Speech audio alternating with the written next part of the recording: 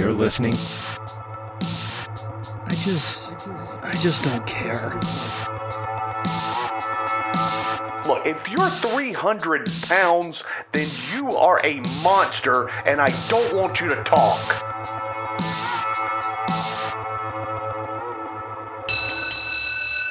Welcome back to This Is a Work. My name is David Hensley. I'm the owner and creative director of Long Wong Productions, and I am here to introduce your host, David Two Doggz Hayes. Thank you very much, David Hensley, and welcome to Rock Hill, South Carolina's only premier pay-per-view wrestling podcast. This is a work. With me, as always, my tag team partner, Chris, the Fashion Plate Barnes. How are you, brother? I'm only your partner till I get in the ring for the Rumble. That's true.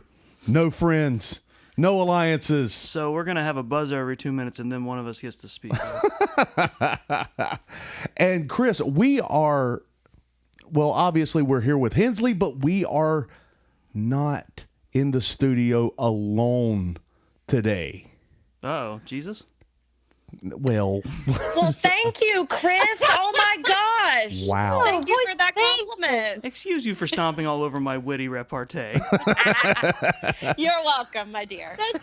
So we have guests, you say? yes, with us via Zoom call is This Is a Takeover podcasters, Doing what they do best, taking over. Shelby Ray and Gina Belmont. Ladies, Hey. how are you? Hey there. Hey, y'all. Hey. How are y'all? It truly is a takeover today.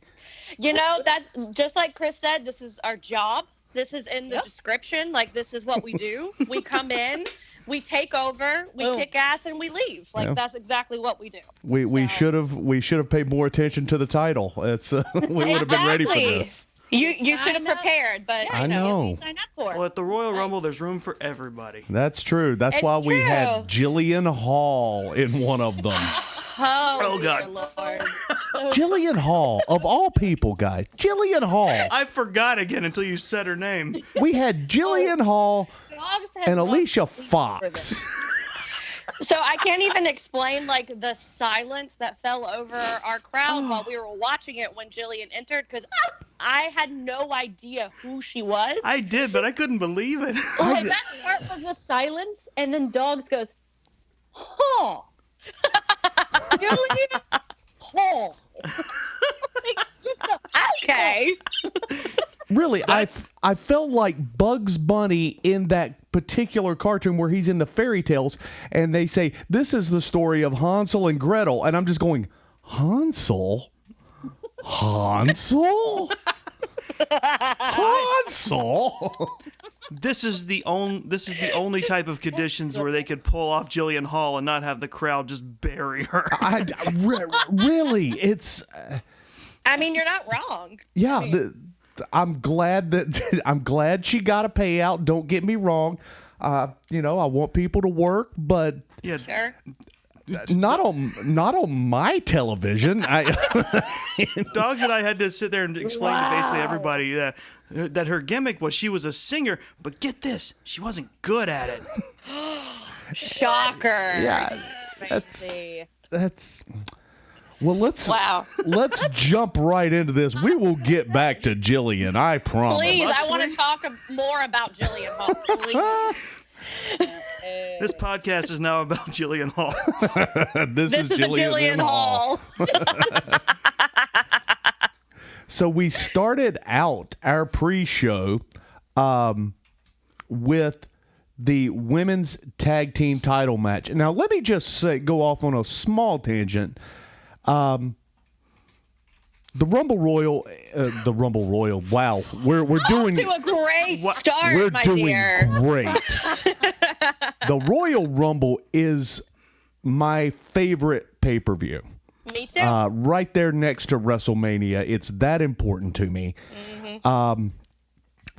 WWE has been, how can I say this, screwing up a lot lately, particularly with the storylines, but also with placement of matches. I know a lot of people will argue this, but I think placement of matches is key to having a good pay-per-view.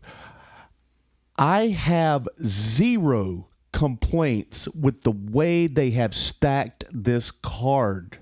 The women's tag team started us out on the pre-show, which it should have been that way. Asuka, her performance as Raw Women's Champion, it's been less than stellar. They've had nothing for her. Creative has done nothing with her this entire time. To be honest, it's been one of the more boring tag team title runs. So I'm glad that they at least put her in a quote-unquote tag team. That's upsetting just to hear because, I mean, every time I've seen a segment with Asuka or her, usually working in the ring, there's always something dynamic about her. So to make her feel boring is... Like when I came back to wrestling and watched with you guys for the first time, Asuka was at like one of the highest points of just coming back. And just to see the difference now, it's really frustrating because she is such a good worker and such a good wrestler. To just see Creative just skip her by because she's not Becky Lynch. Sorry.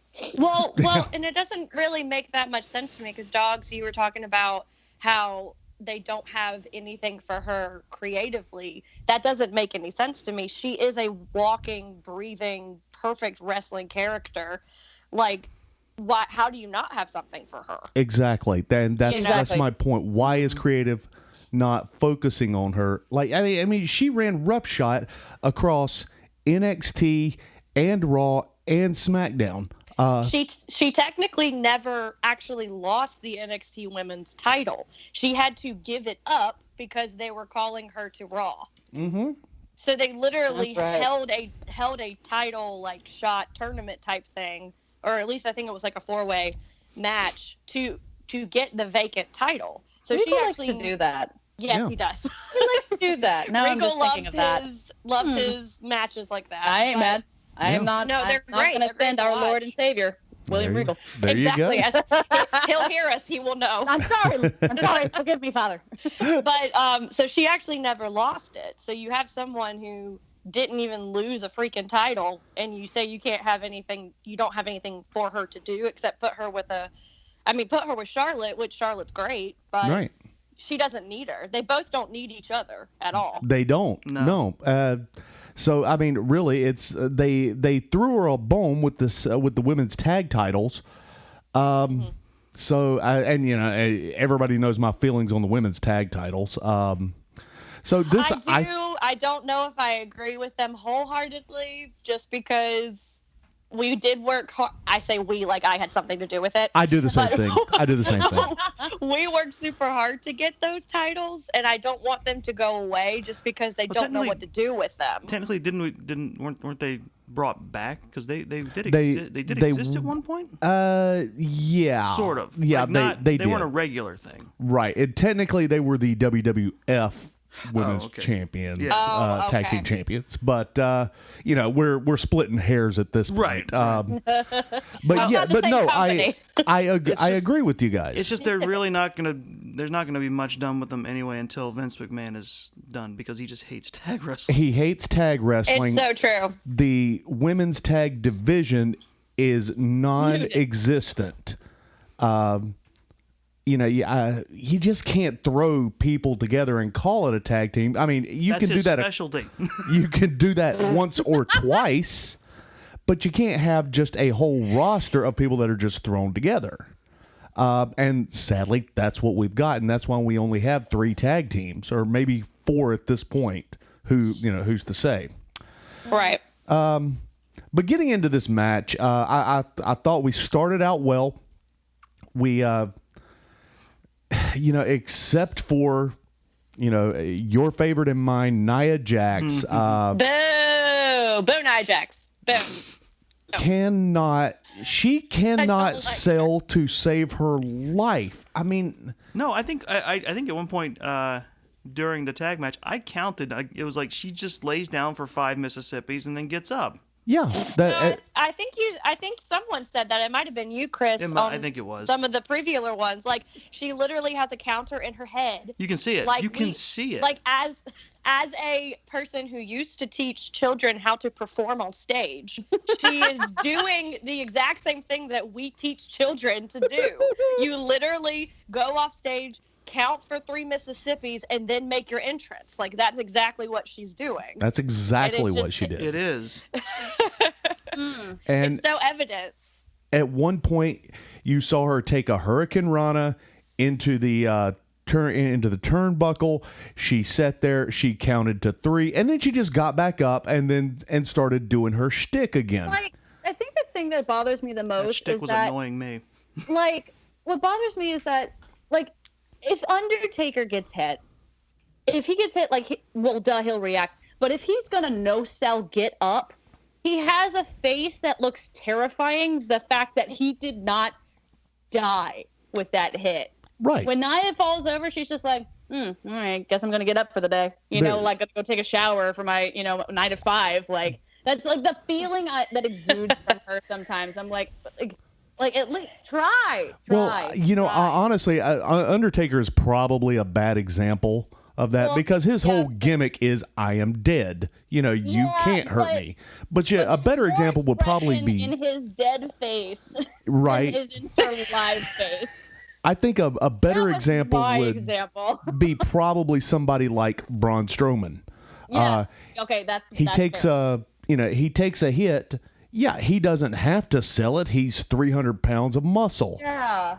But he sells it just enough to get back up just a little bit slower. And he also understands, like, at this point in the match, since I've been going for a while, it's going to hurt more. Right. It's going to hurt me more because he understands the psychology of the longer this goes on, it's a war of attrition. So I need to, it needs to start ramping up. And, Nia on the other hand will just sit there. And don't get me wrong, one of my favorite things in the world to do is to shit on Nia Jax. What? Yeah. What? I know. What a fool. That's. I hope nobody gets that soundbite. But just add to the list of isolated sound bites that we shouldn't get. I know that somebody probably has now. But I will give the devil her due. I think Nia Jax is marketable, and I think that's why Vince and the other guys like her, because she has a marketable gimmick. But damn, she should have been the one to go back to training and go back to the PC and do some retraining. That should have been the one. Certainly not Keith Lee. Certainly not Otis. But enough of that. Let's dead to Keith. I don't want to talk about that. Anyway. That makes Gina very upset. We need to move on quickly. No, We won't keep talking. But the rest of this match. So most of this match was there wasn't any meat on the bone. I wish they'd let Asuka use Mist again. Yeah. Oh, that was so cool. Oh. See, to me, that only works if she's a singles wrestler. And honestly, if you're going to use the Mist, I need you to be a heel. That's just a me thing. I get that, but I feel like in this case, especially with with Shayna and Nia breathing down on them, it feels like it would be a good defensive move. Absolutely. Sure. But what we did have was towards the go home, we have Ric Flair's music hit. God, this gimmick. And Ric Flair comes out styling and profiling. Look at me, ladies! And pisses Charlotte off. Ric Flair, who is in the corner. Ric Flair comes out. Charlotte goes, Dad! She takes a bump over to the corner, and who should pop out the other side but Lacey Evans? My queen! Grabs her, gives her a couple of knuckle sandwiches, and then she starts to come Charlotte tries to come back on her, pushes her away. Flair runs down, hands her some brass knucks. Yeah. Doggz. So you did see that happen. Well, I was having so much fun with you. I didn't want to. So you did see all of that happen. Okay, great. I just wanted to make sure. I was having so much fun with you Sunday that I had to kayfabe it up a little. Oh, well, I appreciate it since I am the Mark and kayfabe queen, apparently, for between the two shows. I appreciate that. You're still getting work. That's okay. It's Hey, and I love it. That's part of it for me. You're just lucky he didn't put the word allegedly in there when he was describing it. So the brass knucks come out, pop on Charlotte. Nia Jax delivers possibly the worst leg drop I have ever seen any human being give to anybody. 3 inches off the ground she got. I could do a better leg drop than that, y'all. Like, I'm just saying. Like, it had nothing to it. Like, there's no way, if there were not brass knuckles involved, there's no way that she wouldn't have kicked out. Oh, yeah. I would have been embarrassed if I had watched the playback and I delivered a leg drop that looked like that. I would have left Florida. Just not just the Tropicana Arena, Florida. The whole state. I feel like before you gone. did that, you would have at least gotten back up and delivered a proper one. Well, yeah, that's me. Yeah. But he's a perfectionist. I would have moved to Kansas and become a sharecropper and forgotten that I ever wrestled again. And Wow. I would. That was the worst thing I've ever seen. Pretty bad. Well, she gets the 3 count off of this. And acts like she nailed it. And So proud of herself. If you mess up, own it. yeah. So now we have new women's tag team champions. Shania. So Yay. let me ask you, Gina, I'm going to start with you. What are your thoughts on this match? Lacey was great. Lacey's great as always. Charlotte's stepmom is really cool. Oh no. Oh no. That's the angle. Now that's nasty. Nasty. You're nasty. That's nasty. Charlotte's mom has got it going on. There you go. Perfect. Oh my gosh. Yeah. Lacey's grand.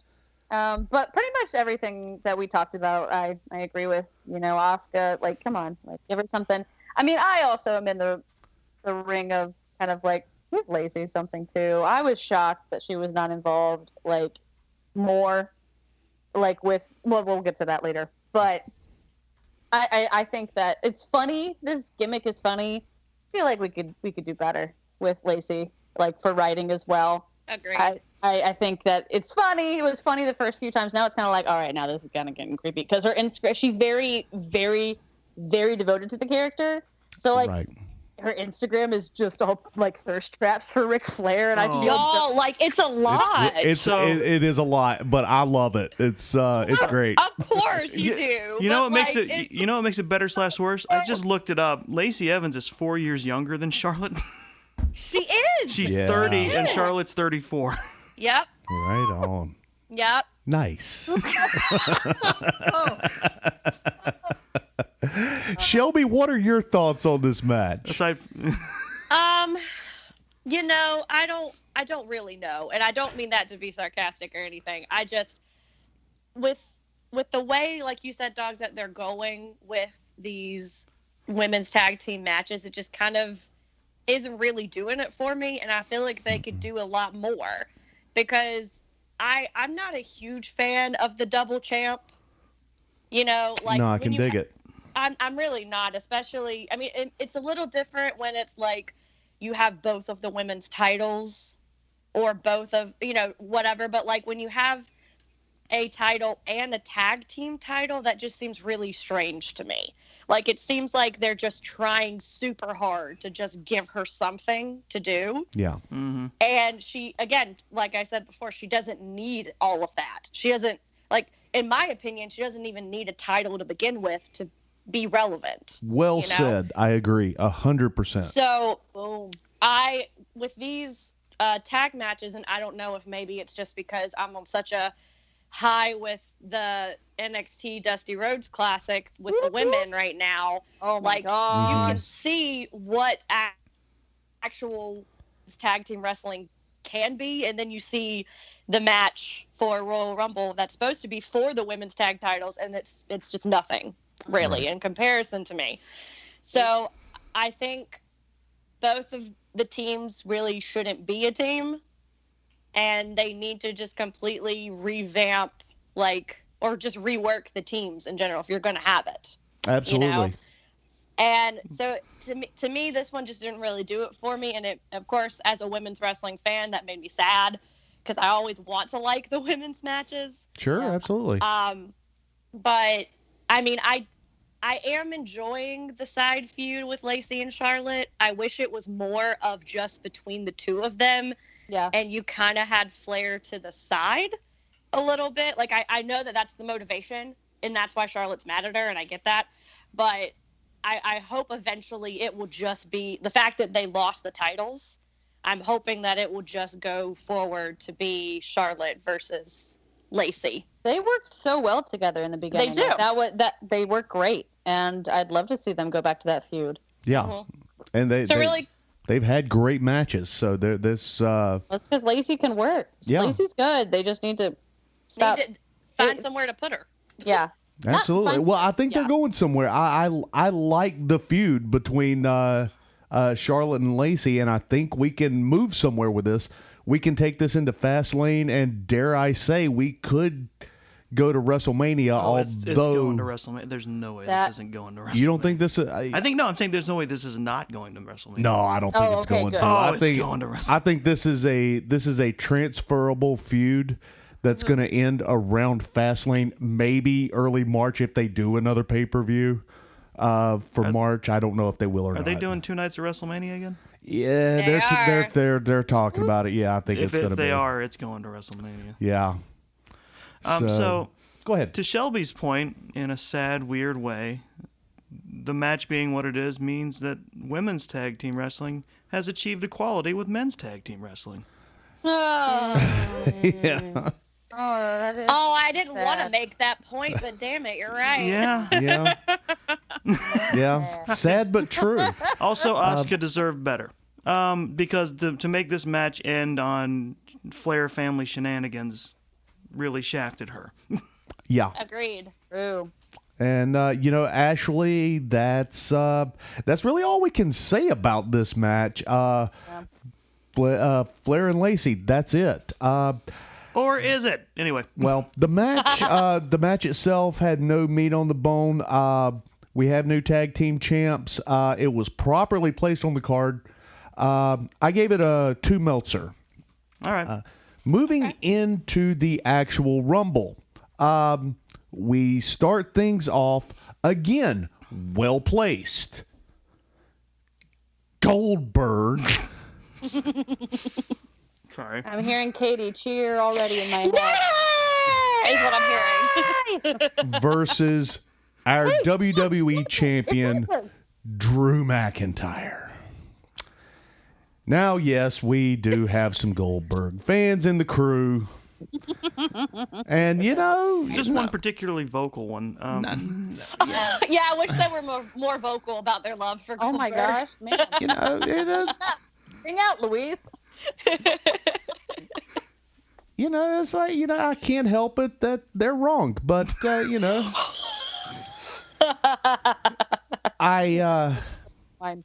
this is the match that put a little bit of fear into all of the true believers' hearts, because this is the match that can ruin this pay-per-view. And everybody had this in their heart. Is it, what are we going to do when Goldberg beats Drew McIntyre in 2 minutes? What are we going to, are we going to just turn this off? And I would have. Yeah. thankfully, I would have. Thankfully, for some reason, apparently the story writers and the bookers for this pay-per-view, they were more focused. I mean, honestly, they had to have been, because You are trying so hard to give compliments to these writers. I am. really Well, I'm going to do it. I'm going to do it. Digging into his soul. Oh I'm my God, gonna I can do it hear this time. I can hear it being physically dragged out of your body right now. You can feel him like actively like mining down into himself to, Yeah. to Yes, pluck it's the so compliment. Like poor magma right now. I don't usually say anything good about the writers, but this particular time, they were focused. They had an agenda. They accomplished their agenda. And this card was stacked beautifully. And they did it right for the most part. So we start this match out. Drew McIntyre, before the bell even rings, he headbutts Goldberg, comes off the ropes, hits him with a spear. Goldberg rolls out of the ring. I can give you the play-by-play on this. That's how quick the damn match was, which is a miscarriage of justice. I should not be able to go hold for hold in a world title match. So No, you shouldn't. But it was also like 2.5 minutes, so it's kind of easy to do. Yeah, Right. we all were taking bets to see how long it would take. Oh, yeah. I mean, the universal guess was about 3.5 minutes max. yeah, and that's roughly And that what it was. That Yeah. was including their entrances. I think Wikipedia said 2:32. Something like that, yeah. Yeah. So so Goldberg rolls out of the ring. McIntyre follows. They trade licks. Goldberg spears McIntyre through the barricade. Oh no, we did something different. So Goldberg is on his last leg now. Rolls him back into the ring. Now the bell rings. The match has officially started. So we got that extra padding of a minute there of excitement. He delivers a second spear, goes for a pinfall, only gets a 2 count, delivers another spear, a 2 count only. Then he goes for the jackhammer. He gets him up. Apparently, Drew, fearing for his life, and damn it, I don't blame him. I realized this because when I went back and watched this a second time, I saw Drew buckle himself. Did you really? I did. Like prepare his ass. He held himself up for a 2 count. And then you watched him tuck his neck and crumble up his body and he made himself heavier. Goldberg had to start to drop him at that point. He landed on his side because Goldberg can't hold him. Well, sort of. He definitely hit feet obviously first, not. Yeah. which was He was drenched within the first minute and a half of this match. Oh yeah. Of just you could see it already. Mm-hmm. And we get a kick out of a jackhammer on 2, which rarely happens to Goldberg. Bing, bang, boom. We've got Claymore, and we get a 3 count, retaining the world title, Drew McIntyre. Thank God. Goldberg gets up, shakes his hand, and goes like, "Yeah, you're the guy." And No. What really happened was he could barely stand. He fell on McIntyre. He did. Twice while shaking his hand. He looked like he was going to could throw up. Barely breathe. No, he rolled out of the ring, y'all, and he fell onto the ramp, and they had to cut to commercial. Yes. Yeah. Like they turn, and like you can tell, like Drew's looking at him, like, oh shit, like is he okay? Is he like, gonna die? Okay, they're on me now. And then they like went into the pose of like holding the belt up. But I was like, oh my gosh, he's genuinely thinking this guy's gonna die. Like, I want to say that, well, at least this will be the last we see of Goldberg, but it won't, because he's still contracted for at least 3 more matches. So, or it could be 3 more appearances. Maybe it's 3 appearances. God, I hope it's 3 appearances. Appearances are very different than matches, so let's just hope. Yeah. Let's just hope. Just hope. Because you know the son of a bitch is going to WrestleMania. You know he is. That's what I was afraid of. So maybe we could have the WrestleMania. We got to have something, right? Right. So maybe we can get 2 matches in on Raw, which I will not watch, and you don't watching that? I was about to say, you don't watch Raw anyway. I fast forward through Raw. Look, you can put it on 1.5 and get the general idea. Yeah. And then maybe we'll get that match at WrestleMania, and then he'll just go away. God willing. We can only hope. I gave this 1 Meltzer, and I'll be honest, I'd be lying if I said that I wasn't pushed into that 1 Meltzer. What, really? Yeah, I was going to give it a half a Meltzer. Oh, okay. Yeah, I was only going for a half. I'm trying to be. I'm Katie's proxy for this show. We already talked about it, and I'm her proxy for the show. So I feel like I have to defend her. I don't think that was pressured at all, Doggz. I felt like that was very, you warranted that yourself. Oh God. I'm ignoring you. We're going right into the next match here. Oh, okay. That doesn't mean I'm going to stop, but that's fine. Chicanery. We have to have chicanery. We're on the show. You're lucky Dave's in charge of the mute button and not Doggz. I'm just going to say that. Dave wouldn't mute me. Dave doesn't know what's happening currently. Dave is working on something else entirely. Yeah, he's already said he doesn't want any part of this. So therefore, he will not mute me. My point still stands. Dave's not here, man. Sorry, Shelby, what were you saying? Nothing. Oh. You do it? All I wanted to say was, I think it was fine. Look, look. Here's the thing. Honestly, it was the. Was it fine for a Goldberg match, or was okay? Current Goldberg match. There's a big difference. Here's the thing, and they probably did it that way on purpose because they knew how long the Rumbles were going to take. We have 2 Rumble matches on this card, and this show did, for the first time in a while, actually hit 11 o'clock. Yeah, that's true. That hasn't happened in a while because they had 2 Rumble matches that were going to run at least an hour. So. Absolutely, and we'll talk about the time limit on that here in just a few minutes. Yeah. Let's move on to Sasha Banks versus Carmella for the SmackDown Women's title.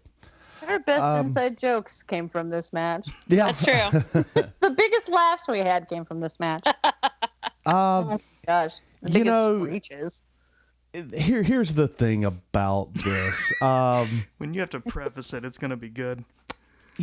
Every time I try to talk up somebody, they always end up disappointing me. Every time. And Carmella was no different. What was it Kara said? You picked the shitty heels.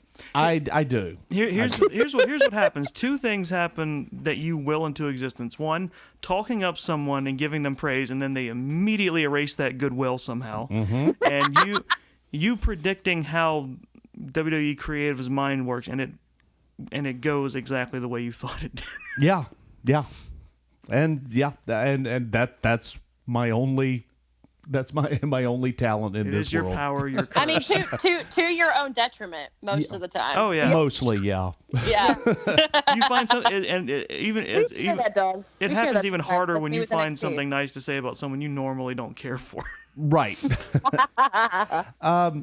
This match, I was a little reading my notes here. I was a little harsh that particular night. I wrote down this is a crap match. There was one decent suplex and the rest was shit. Whoa. And I went back and watched the match a second time. It was not quite that bad. See, that's why you got to go back and watch it, because when we're all watching it together, sometimes Yeah. we get all caught up in the moment. Yeah, you and- get some mob mentality going, and exactly. that's That's if you care about things like making sure the facts of what happened. yeah. Facts. I feel how I feel. Emotions. But the story to this match was weak anyway. Yeah. There was this was probably the Carmella most is weak, so Yeah, there was a weak. The story was weak to it. They've been running it for maybe a month now, but it never progressed.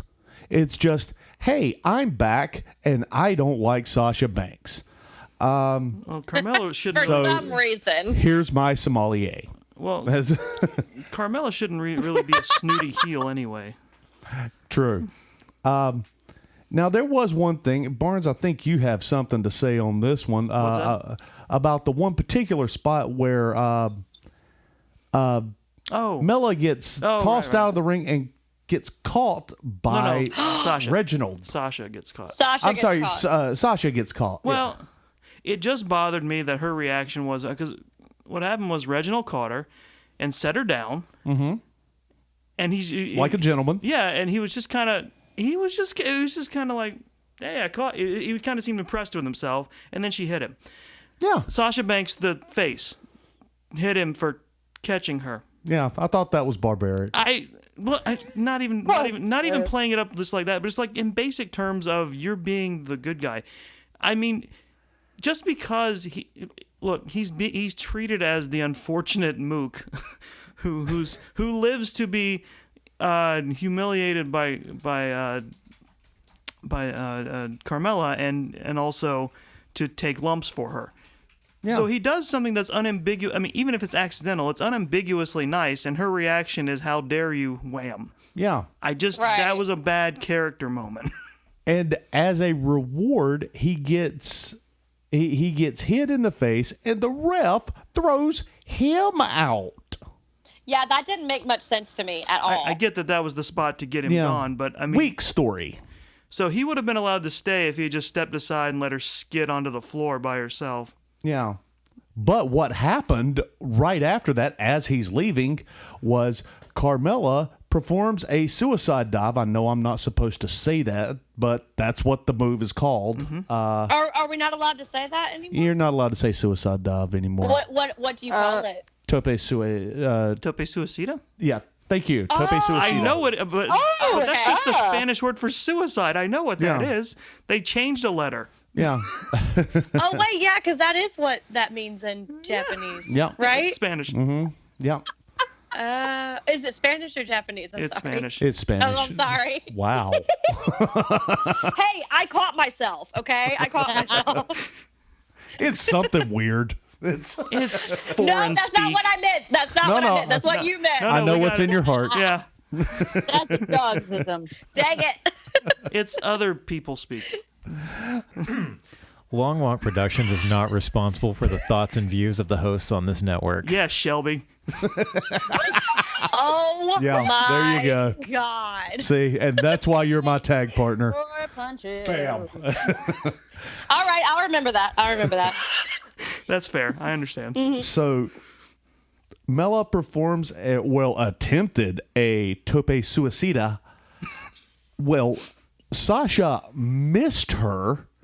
Oh, this was scary. Oh God. Oh, yes. Yeah, unclear if Sasha missed her or if Carmella just jumped out of her range. regardless, I think Sasha just reacted slow because she got her about the waist instead of like the upper body. Carmella does a scorpion plant onto the concrete. Oh, That is, if you don't know, it's when your upper body hits, like basically your face down, you hit the ground, and then your legs bend back. Right. oh, it was I just popped disgusting. my back thinking about it. Ugh. Just from the sheer velocity. Reports turned out that she is okay. So Okay, good. nothing permanent. A few bumps and bruises. That's about it. Ooh, she's lucky. I mean, 'cause how that much looked math does she ugly. need to know anyway? Yeah. She rolls back into the ring. They go for a couple more minutes, and she gets caught in the bank statement for the win for Sasha, the legit botch. But Sasha doesn't even really lock it in, though. She Barely. doesn't. Like you. That. she doesn't even lock it in, and Carmella taps like immediately. Like she didn't even have it across her whole face. Like it didn't even make sense. Right. And again, that's why I was like, this was the match. It wasn't as bad as I thought it was, but the match was weak. The story was weak. I don't have anything good to say about this match except that it happened and it's over. You know what would have been a better match, Doggz? What's that? Sasha versus Reginald. You Look, know, I'm just we're saying- heading that way. Because what I was they gonna had a say. fantastic. I don't think it was a full match, but it was a bunch. I'll call it a bunch of sequences. 'Cause It was. wasn't- it wasn't a full match. We don't but do- it was really fun to watch. Yeah. And I feel like I say this all the time, and I know I'm like a broken record when it comes to this, but like we need intergender again. wrestling. Say it like again. We need to do it more because it's so entertaining to watch. Well, we need something. It's now Right. I do find it interesting that WWE, if you check them out, they don't even count that. That was a legit match that did happen on Raw. However, WWE does not recognize it. Why? If you Like go back, if you go to WWE.com and look, it's not on that card for Raw. AEW counts them. It's just they had an altercation, and if you noticed, the bell never rang. What? Okay. look here. There was just some spots. Reginald never got over. That's He never he never hit her. He never performed a move on her. That's all the making of WWE so that they could say this was not an intergender match. okay. Well, then we need to go forward with it, and we need to keep going. Is Yeah. what I'm saying. But Like, it is a step in towards the light, I think. right. But I think it would have been a better match than what we saw, in my opinion. Absolutely. And Yeah. you know he can work from NXT. Oh, yeah. absolutely. Seen him work. Well, Yeah, he's been fine. stretched enough by Thatcher, so I would think he would. I think he would be able to work somewhat. You all right over there? I'm fine, just driving. She's not a fan of Sasha Banks. That's what it is. Oh. No, that's it. That's I'm just jealous because she has a corgi. I think the reason Carmella tapped immediately is because she was done with the match. Yeah, true. and honestly, so were we. Do you guys? So, what do you think? Do we have any more thoughts on this match? No. Yeah, I don't either. I gave this match 2.5. Wow. Which is going to bring us into the Women's Royal Rumble. Yes. So Yay! now, let me move over here to my sheet here because I don't want to mess this up. So we're going to start this thing off with Aunt Bailey Yes. coming in at number 1. Why is that so accurate? And number 2, surprise dark horse in the running, Naomi comes out of nowhere. Okay, she is not a dark horse. She has been kicking ass in every Royal Rumble I've ever seen her do. Absolutely, but can you tell me the last time that we saw her? And that's the part that makes me mad. is that she's so Well, we good. don't know why. We don't know why we haven't. don't seen know her, why. though. That's Like, true. It could have. Yeah. It isn't necessarily for creative reasons. It may be for COVID reasons. We don't know. It could be. It You could know, be. I will give the you that. the last thing that I remember seeing Naomi in was I want to say it was a SmackDown with her and Lacey before they did the Superstar shakeup or the draft or whatever the hell they're calling it. Right. That was I the mean, last match that I remember seeing them in. I mean, it was just great to see her back. It was. Yeah. She's so good. It was she a complete always, surprise, honestly. Yeah. it was, and she always. I was excited to see her too because she always brings it hard to the Rumble. Always. Always. So next up we have your favorite, the EST of the WWE, Bianca Belair. Yes, And- Sorry, sir. David. I hope I didn't just kill all the viewers with headphones or listeners with headphones. Nah, He it's did twitch fine. a little They know bit, what but they're it's getting okay. into. He jumped. I saw him go. Look, I love Bianca Belair so freaking much. It's true. I love her. Made a And- great oh. showing. Absolutely. Absolutely. Number know. 4 coming out was once again one of my favorites, Billie Kay. Oh yeah. Oh my Doesn't gosh, actually get in the No, ring. that was the best part. She took one look at the ring and walked around to the announce table and sat down and got on Look at that seat commentary. over there. Yeah. No, and then like as more people came out, she went to them and tried to hand them her headshot Yep. To team And up, my to headshot be is to friends. team up. Yes. Because I the- mean, it's a perfect gimmick for her. I love Oh, it. I think That's it's so funny. wonderful. I know a lot of people are annoyed with it. I get I like silliness in my wrestling to a point, and this is right up there at the line of stuff But she that I can like. Pull it off because she is like the person that's like, am I gonna go over the line? Yeah. Yes, I am. But are you gonna be mad about it? No. Like that's her whole gimmick. Like that's who she is. It helps that she sells it by being adorable about it. That's true. Oh, very true. I mean, still to this day, probably my favorite wrestling quote came from her. Like I still. To Are this you day, joking? Oh, you gotta be joking, mate! Like I use it constantly. It's perfect. It's true. So our next one out that Billie Kay can't wait to hit up is none other than NXT Shotzi Blackheart. Yeah. Comes out baby. with the tank, with the helmet.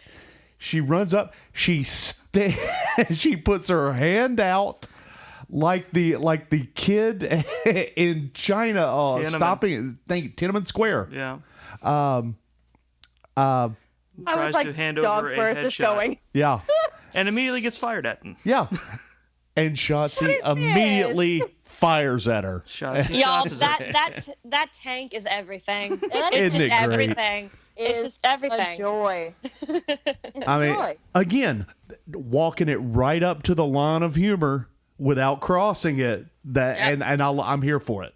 Your line It used comes a to- lot it sooner used than to- mine. I'm just going to say that right there. I was saying it used to be tiny. It used to be a tiny, tiny tank. Yeah, it's gotten Yeah. bigger. It's gotten I love that it's more. been tricked out. Oh my gosh, no, Chris, go look at pictures. It was like the kids' tank. I will. And so it's like her barely in it. That's even So, funnier like, to me. Great. That's So great. picture- like the clown like- bicycles. Like, Yes. like when okay, yeah. Yeah, literally. Yeah, so picture like you know those like the little kid like Barbie cars or the like little Jeeps or whatever. Yes. But a That. tank. But a tank. 100% down for it. That was Yeah, it. it was great. I love Tank Girl Barbie. Yes. Tank girl Barbie. I totally would have had one of those when I was a kid, for God. sure. Moving into the next spot again, Billie Kay wants to stop her, but Shayna Baszler. She's so scary, y'all. Like, Was it? why Didn't Billie Kay wanted- flinch when she tried to hand her the headshot? Yes, she did. It was perfect. Yeah. That's what makes that such a good gimmick is that she's not just doing that without understanding the consequences of who she's offering it to. Right. She's reading the room. Yeah, exactly. Shayna Baszler comes down like a holy badass and goes right into into Naomi and starts working her over. Coming out next was one of my favorites, Toni Storm. Yeah. Yes, another NXT girl. Mm-hmm. Yo, I got feelings. Yeah. So good. Comes in. Now, Toni just flat out ignores her and just goes right to the ring. Rude. Yeah, I thought it was a little, a little disingenuous. You should be more She's not happy soliciting. to She's at least say offering help. Hey. Yeah, exactly. Toni doesn't need any help. Are you serious? Like, just saying. no. It's not always about Toni. Yeah. It's Toni time. Always. Thank you, Shelby. You're welcome. Tag team. But the one that did help was the one that's coming out next, and that one was none other than Jillian Hall. Who? Fair enough. Hall.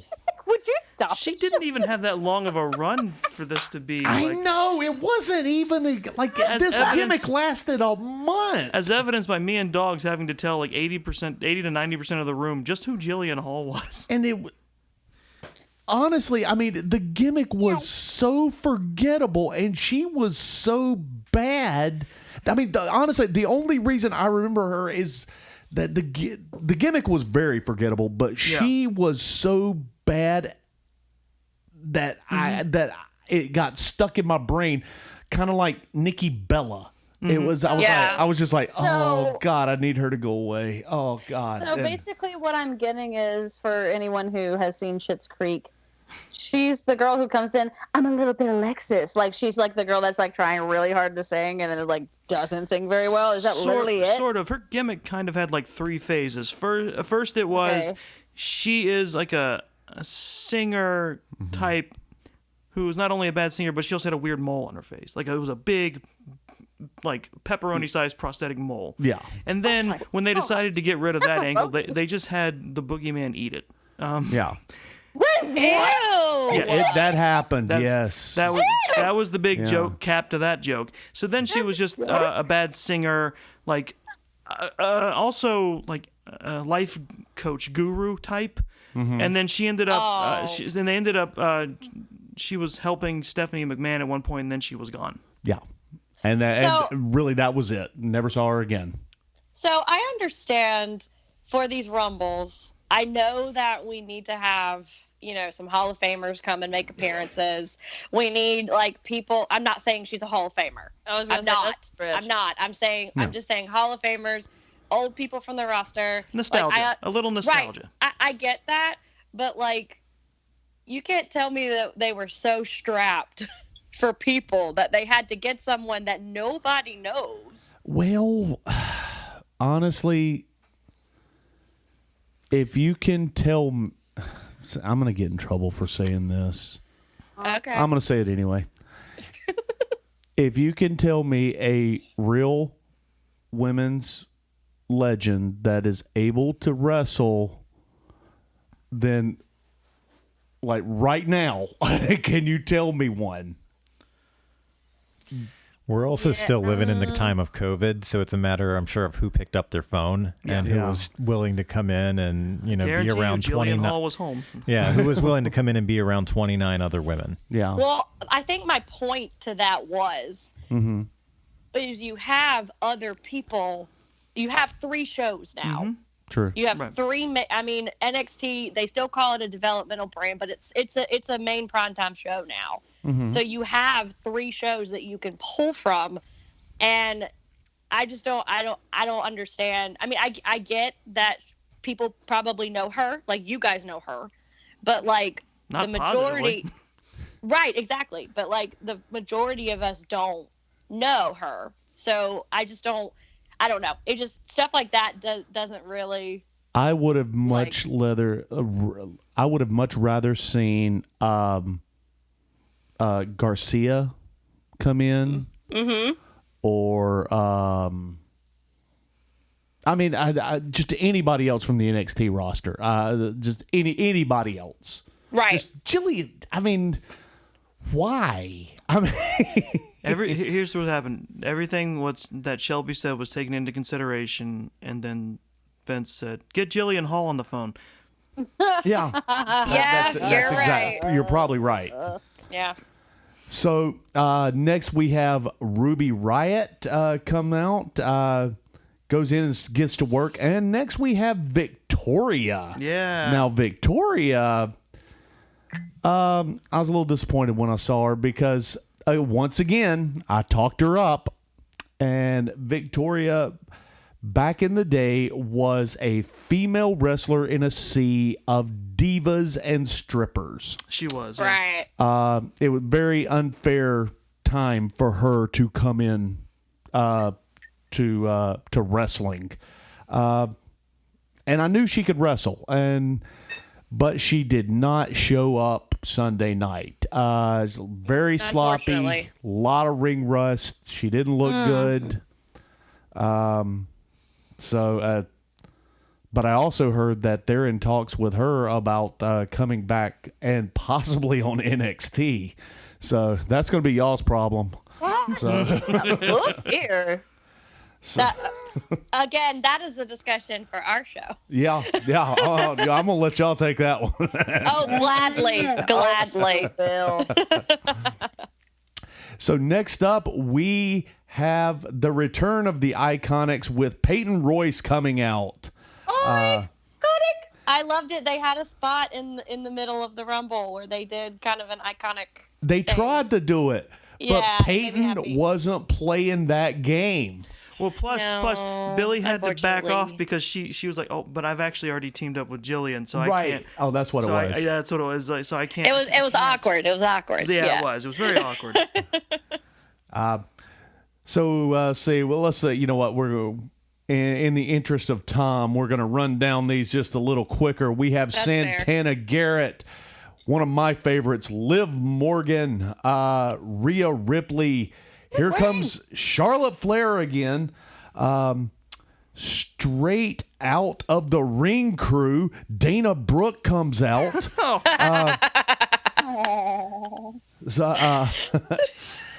Then we have yet another tremendous legend in Tori Wilson, who got eliminated and nobody noticed or cared. It's true.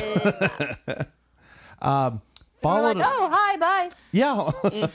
Followed up by Lacey Evans. Moving into another legend, Mickey James. It's funny though. It's funny that like that's the difference between divas and wrestlers, where Tori Wilson and Lacey Evans have a very comparable look, but you did not pay attention to Tori at all. But when Lacey was out there, you saw her. That's Right. right. You're right. That's the difference between a diva and a wrestler. Absolutely. Yep. Totally. So next up, we have Nikki Cross. God, let me just go on a tangent for a second about Nikki. Go on. God love her. You know, I miss Crazy Nikki. Thank you. That's exactly what I was going to say. I miss Insanity Nikki Cross. Like, it's been teased for so long with, like, I want to see Crazy Nikki and Crazy Alexa go. That'd be beautiful. Why can we not bring that not be back? the best match ever? Thank you. Yes. Oh my gosh, dude! They break the whole freaking ring. They would tear it to shreds. What I love about that would be Crazy Nikki going, "I am going to save you, Alexa, with the power of my craziness." Well, you know, I mean, honestly, that's so sweet. Yeah. it's perfect because, well, you know, Alexa's gimmick now is, hey, it's like, come to my playground. Well, you guys remember what Nikki's gimmick was. You want to come play? Do you want to play? I'll play with you, Alexis. Come play with Nikki. Come play with Nikki. That would see guys, this is not hard. Wrestling, writing Let's go, wrestling Takeover. is not hard. It books itself. It's almost can. It's almost as though become paying a attention to fighter, the details and we of will get paid. gimmicks pays dividends in Yeah. some ways. So next up, we have another loser, Alicia Fox. Again, why? Oh, you just mad because you Yeah. got her number. Whatever. You're mad about Well, Oh. I'm mad that Alicia Fox exists. And she has been in she has been in every Royal Rumble for the past 6 years. Ever since they've been doing a women's Royal Rumble. They've only done it for like 3. It feels like 6 because Alicia's been in all of them. And God. Really? The Royal Rumble's only been around for like 3 years? The women's Royal Rumble. Oh, okay. I was going to say, I was like, wait, what? At least, and they weren't happy with that. So they had to give Alicia something to do because God knows she deserves it. Right. So then they had R-Truth run down because he thinks he's in. They think this is the men's Royal Rumble. And Okay, so I'm going to stop you there. Just pause for a second. Mm-hmm. So I don't understand why that had to happen in that moment. It didn't. Like, why did we have to interrupt the women's Royal Rumble for a men's match? Like, I don't understand. Well, that's like I'll say fair point to them. That probably wasn't what they were thinking. What they were thinking was, hey, this will be a funny spot since we do something funny with the 24/7 title every pay-per-view. And funny is in quotes in that sentence, I will say. Because this is the thing that pissed me off. I'm sorry. I'm having a blank. I don't remember which match this was, but this was the match when they were going up the tower to get to the top. Money on the Roof? Yeah. Yes, on the roof. Mm-hmm. How many times were the women interrupted in that moment compared to the men in that moment? With the women, most of the women didn't even get to the top part, and there was only, I'm just saying, why do you having a moment. No, you're fine. Why you gotta go interrupt the women? You wouldn't interrupt the men's match for that. Well, to be fair, I think they would, and they have. That out there. I'm guessing it's because that apparently someone holds to the idea that women aren't funny. Well, someone wonder in Titan, who that is. Someone in Titan Towers does. Yeah. Well, We're not going to I guess- say their name, but it rhymes with Lentz. Schmitz Schmackman. I guess, I just don't get why that didn't happen backstage like it's always been. Yes. You know, why do we have to interrupt any matches? Because it's the Rumble and anyone could come out. Yeah. Okay, fine. And maybe they just No, it doesn't excuse it. It's just I'm just explaining the logic I would probably fall back on if I were trying to weasel my way out of getting in trouble for it. Feud. Well, my whole thing is why do we have to have the 24 belt in the first place? To hurt you personally? Yeah, I mean, it feels like it. I feel personally attacked every time I see it. And then to have that useless piece of garbage, Alicia Fox, win that useless belt, making her double useless For in 2 the seconds. middle For 2 seconds. of one of my favorite matches. So, All right. The thing that I think it is that we all love truth, but we don't know what to do with truth. that's true. And I don't think they know what to do with truth. They haven't for a while. This is turning into a very deep To do metaphor. with truth. What's up was about it, and that's now they're like, oh, our well has run dry. We don't know what to do with He's it. just crazy now. Mm-hmm. Yeah, and so they're just and we all know we love truth because we would riot if something were to happen and they just were like, bye truth, because that's for some reason that's what the audience loves, and they grasp onto it. But it's they don't know what to do with him, so that's what they're like. Okay, give him this, and just throw it at the wall and see what happens. See, I know exactly what to do with truth. Of course you do. Because you're the writer. You need to be going and writing for WWE. Well, we tried to do we tried to do this story with Lana so that she would gain sympathy, and we had people making fun of her, and we felt bad. You know what? Why didn't we do this with R-Truth? Because we already like him, and give him a push that way. That would have done, because That's valid. Because we love truth. yeah. We all love truth. And this weird would have just way. catapulted him, and might have even bumped him up to mid card. Yeah. But what do I know? Well, and I didn't mean to get off on a tangent on that. No. It's just in the moment, when we were watching it, it really bothered me. No, it's true. garbage. It is Yes. annoying. Yeah, It's why? it's very true. Why? Yeah, Yeah. no, it's garbage, and yeah, it's a bunch of crap. It's like they had to throw it in there because you got to get By their own self-imposed rules, they have to do something with it every pay-per-view. They because it's a title belt. And Well, use one of your 1,000 commercial breaks for one of those matches. Yeah, they should stop doing those too. Picture in picture. Why not? Hey, there you go. No picture in picture. I hate picture in picture. We could do it for we'll talk about that later. the We'll talk about that 24/7 later. belt. So next Mandy Rose comes out, followed by Dakota Kai, followed by Carmella. Again, another tangent. Guys, if you're in this is just my rule. If you're in a previous match, Yes. then should you not don't be in you the don't go Rumble. into the Rumble. Agreed. Yes. Agreed. Or you That's could at why I least feel sell like it- you're it- wiped out after a match you had. Yeah, I mean, look. I feel like it was full that Lacey did not have more in this match because she was technically in that match, so she should have more in. Anyway. Yeah, no, I'm with you. It's Carmella was in a world title match. She shouldn't have been in the Rumble. So now you give her And Charlotte that too. Charlotte too. plus a chance to win both of them. Yeah. Yeah, exactly. So no, that's not. For what? Just coming back, and you've been back 5 weeks? Come on, give me a break. Yeah, That's- no, absolutely. Truth. So next up we No, have Truth already came out. Tamina, and then your favorite and mine, Lana.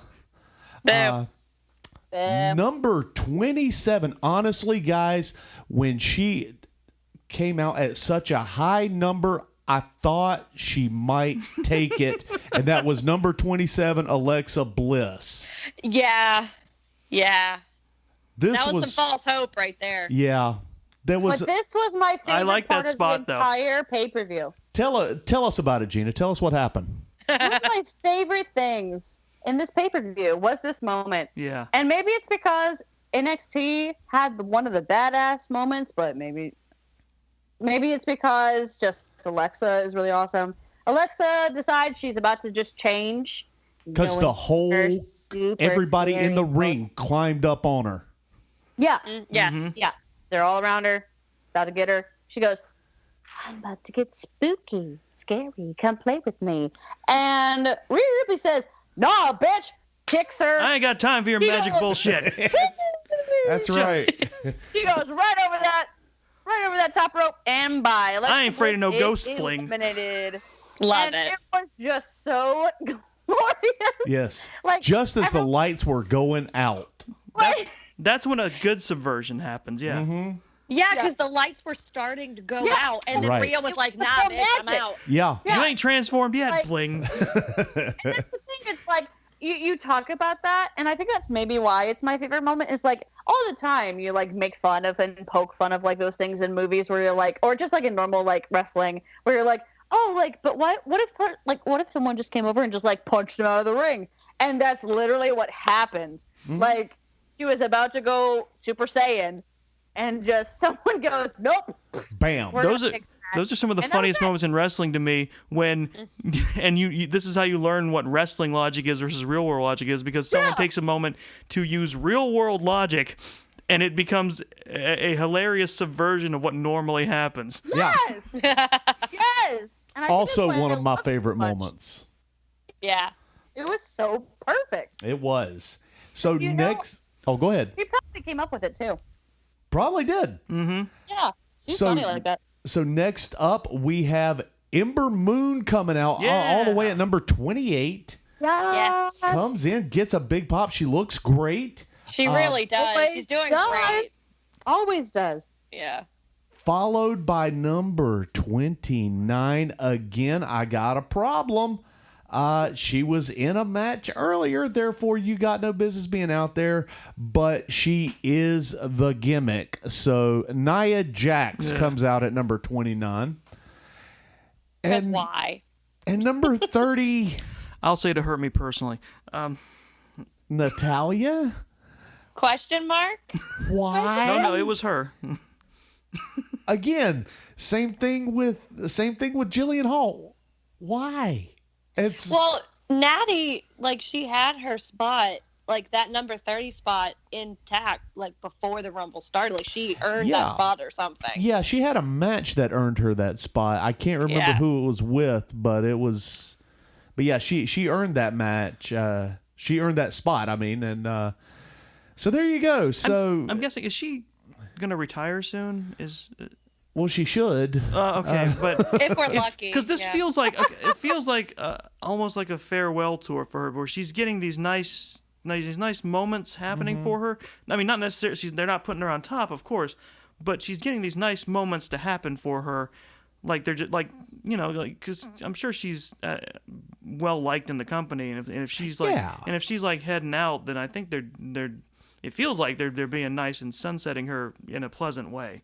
I would, and I'll be honest. Look, I used to really like Natalya back in the day, but I hate to say nothing there. There's not, and There's cat ears.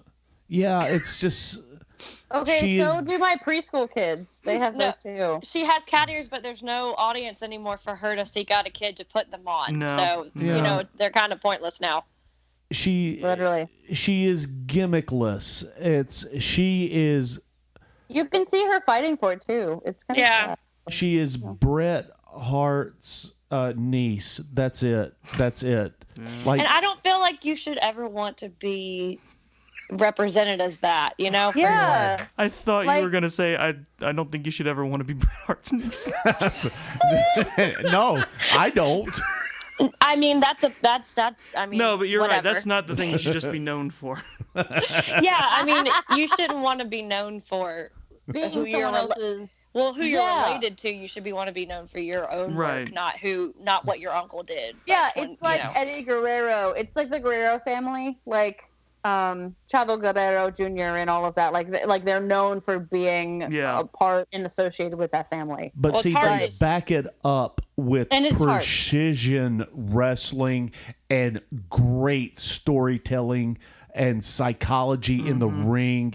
That's the thing.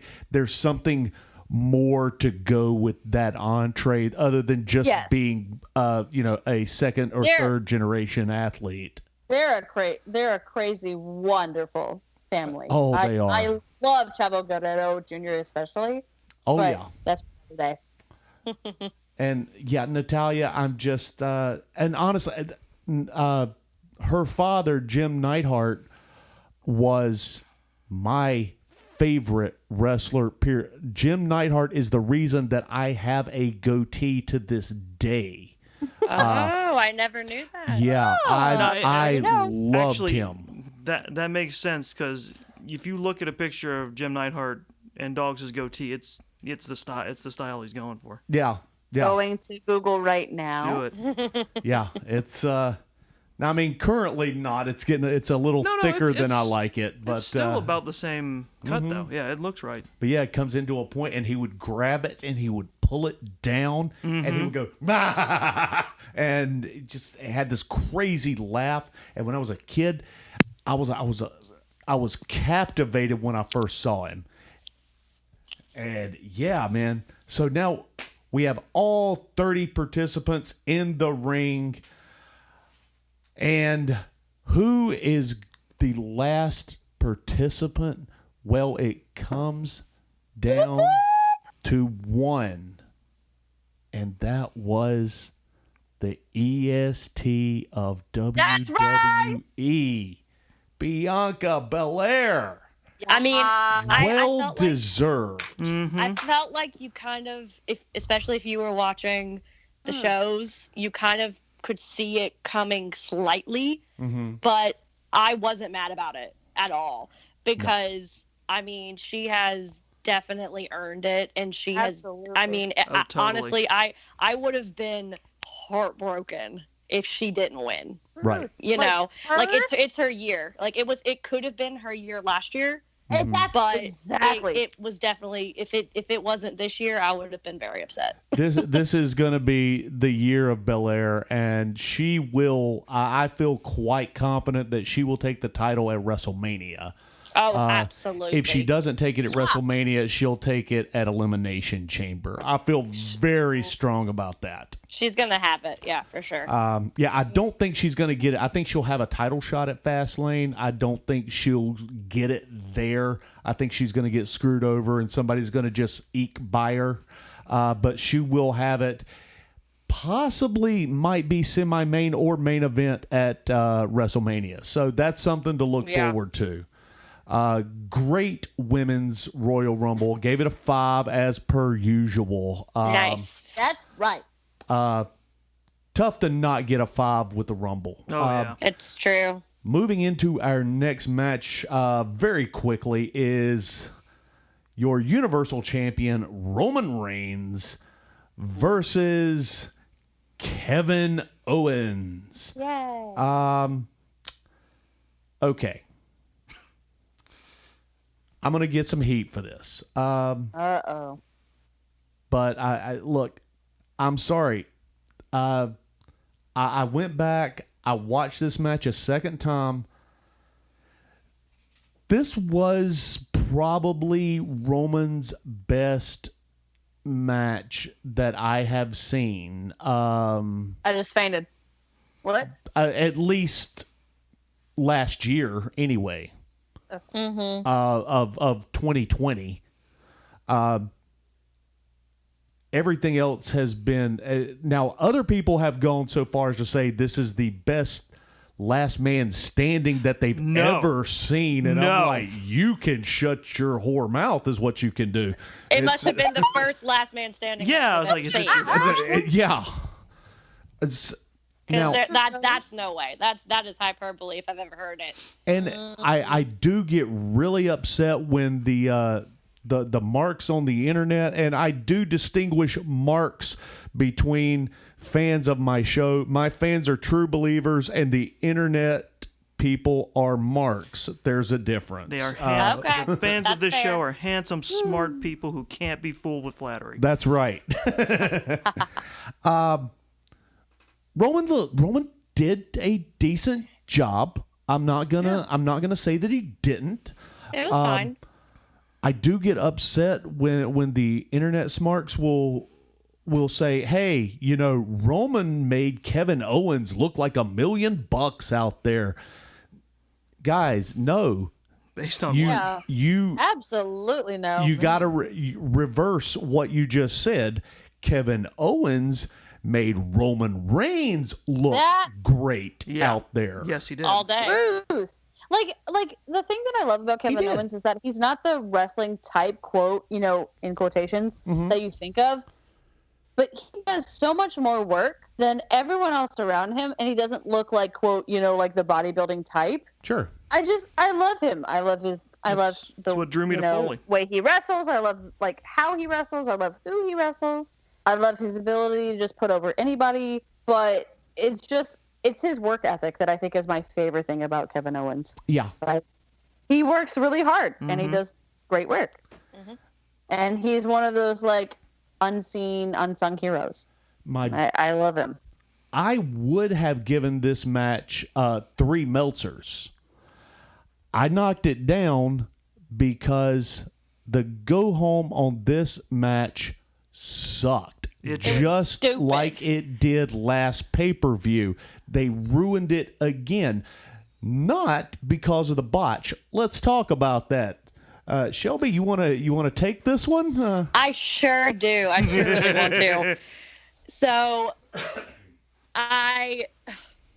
basically what happens is they fight all the way around. They fight backstage and, you know, do some pretty cool spots there, but they get to one of the towers that has lights on it, I guess. And I think it was Roman who brings out cuffs. Yeah. Was that right? Yes. It was. So he brings out handcuffs, but Kevin gets it from him and handcuffs Roman to the pole or to the. It's like a lighting rig. Yeah. Yeah, the lighting rig. Yeah, that's exactly what I was trying to say.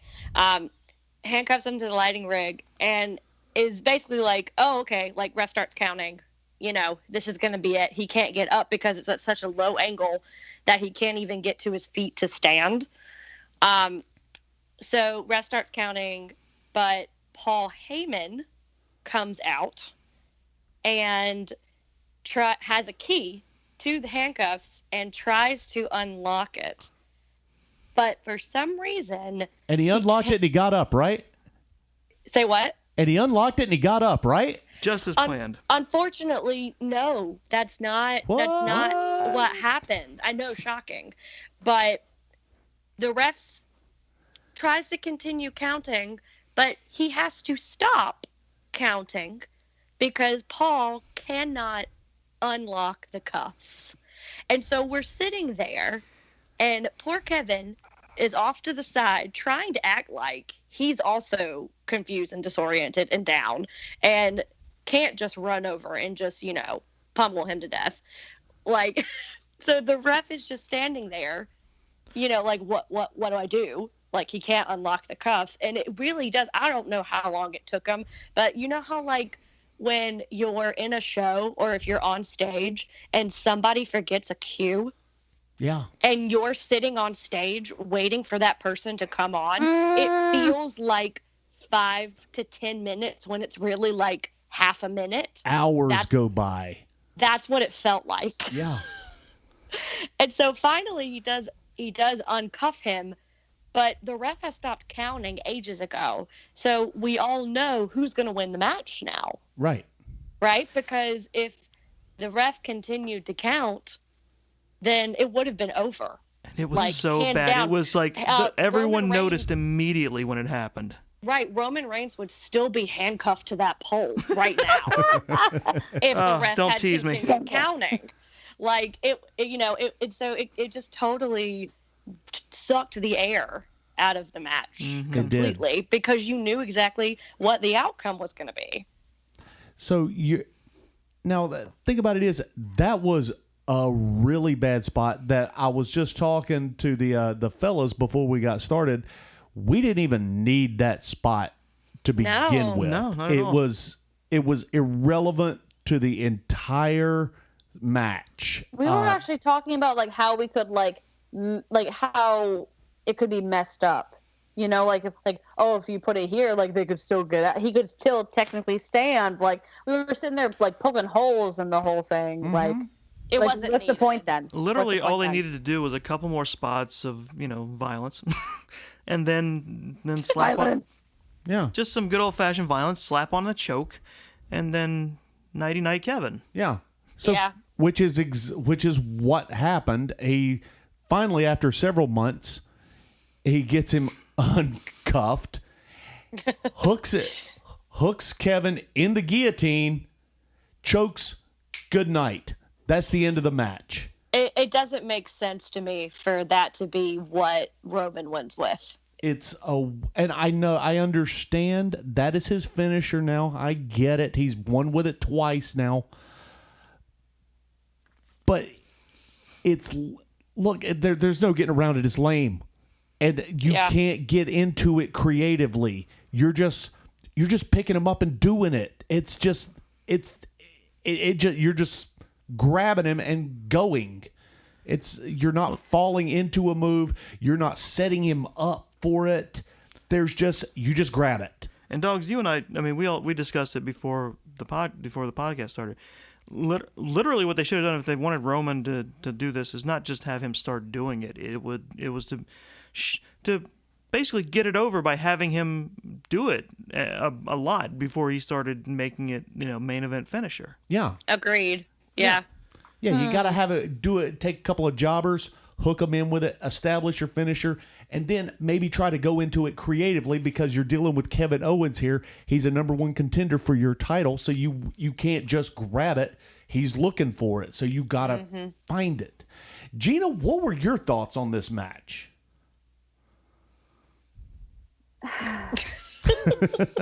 Yeah, okay, that's valid. Yeah. I keep like trying to reach for something to say, and it just falls out of my mouth. I think the thing is that I really love Kevin Owens. I love the way that he wrestles and how he's able to like adapt to any situation. Mm-hmm. I feel at a point, I don't know. I want to see him do more and not just carry others. Like Roman can wrestle in a different sense, and I feel like he can finally be has carried. something under him to like lift him up. Yeah. But I feel like Kevin can do much more and wrestle. Like, he's kind of like Finn when he's in NXT. Finn can lift and do and carry and all these other things, but Finn can go on his own. And I feel like they're not letting Kevin go on his own just yet. I feel like they're still like, oh, well, he's funny. And they're not like letting him continue. Right. So I think that's the thing that's bothering me the most, is that I feel like even with this match, I feel like he could have still won it. And he should have still won it. So I guess that's my thing, is that it kind of was just such a letdown. And I know it's not Paul's fault or anyone else's fault, but it just sucked the air out of everything. It really and did. I feel like it could have been so much more. It could have been so much more. Yeah, it was an unfortunate spot. Now, It was an unfortunate spot, but also just, even then, like, okay, so if he had gotten up in that one moment and literally just punched Kevin, that would have been it? Like, that would have been it? Like, I feel like that ending just sucked everything out of, like, all the momentum. Yeah, because honestly, the match was fairly exciting up until that moment, which we're going to touch on briefly. Let's talk about the fuck you to AEW. Yeah. I didn't want to say it, but it was pretty funny. Barnes, you want to take this one? Oh, I mean, well, they wander further back into the building, and they come into, it's the arena. It's the actual Tropicana arena that they're part of. So they get back in there. Kevin's wandering, looking for where Roman's gone, and then all of a sudden, from the right, a golf cart comes speeding in, smashes into Owens, who hits the plexiglass, knocks it into Roman. Yeah, and then cuts his lip. And then they proceed to brawl in that backstage area, including putting Kevin putting him through a table, and then another. There were two tables. There's one like a spare announce table that he puts him through, right? And then there was another table, like catering area, kind of not completely. It was one that was Dana Brooks was using. Okay. But it was by a forklift that Kevin made sure to raise up so he had a platform to jump off of onto Roman. Yeah. Once again, another FU to AEW with the Matt Hardy Sammy Guevara match. Yeah. Saying, hey, look, we can do the same stuff you guys, but we do it better and we do it safer. Ouch. You know, and I'll be honest, you know, I'm not one to defend WWE versus AEW because I love me some AEW, but they did do it better. But that's honestly, that's the only good thing that I can really say about this match. The match was good. The botch at the end ruined it, and the go home would have sucked the air out of the room anyway. True. Because of all that, I gave this match 2.5 Meltzers just for the stuff that happened previous to. True. Which brings us into our final. Before we dive into that, I think going back to a point that was made earlier, they've made Kevin a threat before, and he needs to remain one. A couple of times. He is good as a threat. He is. He's good at it. Like, I don't, like, Chris, we'll talk later. Sure. I'll get so into this, but not right now. He should always at least be in the top 10 rankings. What I like about him is he carries the same quiet intensity that Foley does, which is he's not always an outwardly shouty, angry guy. He can just talk calmly all day long, and then wreck you. Yeah, and the thing is, that's him doing what Roman should be doing and doing it way better. Exactly. So the men's Royal Rumble starts. Now, we are going to start this thing out. We're going to run through this as quickly as we can. Number 1 coming out is Edge, back from injury. Comes out, and number 2, it's got to be Randy Orton because we're just not done with those two, and we never will be. They were meant to fight for infinity. Like Batman and the Joker. Yeah. So there they go. Bing, bang, boom. They both roll out of the ring. Randy apparently gets injured. He like rolls his knee or something. Yeah, they tried to make it look like a shoot, but you could clearly tell this was they're working it. Too many cameras on it. Yeah. Next we have Sami Zayn coming out, followed by Mustafa Ali. Next is coming up Jeff Hardy. I forgot he was in the Rumble. Again, none of these guys are really, they're just there to do their thing. Just the ring's going to fill up a little bit. Number 6 is Dolph Ziggler. Number 7 is the newly turned face Shinsuke Nakamura. Number 8, we have our first legend into the men's Rumble, and that is, I hate saying this guy's name, Carlito. Not a fan. Moving on. 9. It's a new day. Yes, it is, with Xavier Woods. Heck yeah. Followed by his partner Big E. And then we're moving into number 11, John Morrison, followed by Ricochet, Elias. Nothing spectacular has really happened thus far. We just keep rolling through people. Elias, and then we have our first NXT guy in the one that just got the call up, apparently. So I'm sorry, Shelby. I believe I told you that night.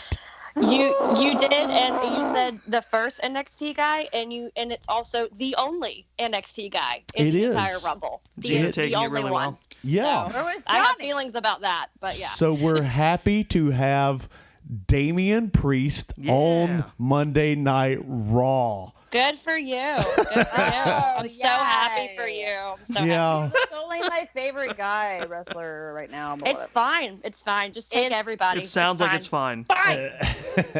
Honestly, Priest has got a great look. I can see him.